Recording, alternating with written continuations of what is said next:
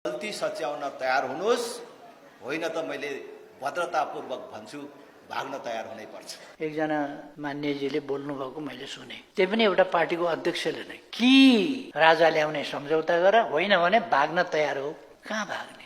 एउटा थोत्रो संस्थाको तर्फबाट, मक्काको खिएको ढलेको सडेको संस्थाको तर्फबाट नेपाली जनतालाई लर्कार्ने, भाग्नुपर्छ तिमीहरू भनेर नेपाली जनता भाग्दैन। नेपाली जनता भाग्ने ठाउँ पनि छैन। नेपाली जनता यस देशका सबभन्दा बढी हकदार हुन् र त्यो हक कायम गरेर नेपाली जनता बस्छन्। नेपाली जनता भाग्ने होइन। अर्को यहाँहरू जस्तो हामीलाई भने होला भाग्ने भनेर, हामी त अलिक बुढा पनि भइसक्यौँ, कुद्न सक्दैनौँ। तपाईँहरू जस्तो जवानलाई मिल्छ, जवानलाई मिल्छ भन्ने वक्तालाई मिल्छ जवानलाई।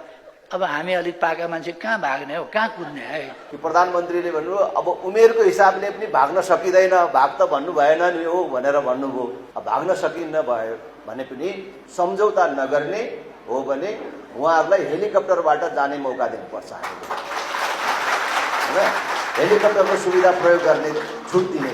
प्रधानमन्त्री केपी शर्मा ओली र उनकी पत्नी राधिका साक्य चाहिँ हेलिकप्टरमा भागिसकेका छन्। राजेन्द्र लिङ्गदेनले भन्थ्यो भाग्नलाई हेलिकप्टर दिन्छौँ भन्थ्यो, हेलिकप्टर चाहिँ दियो।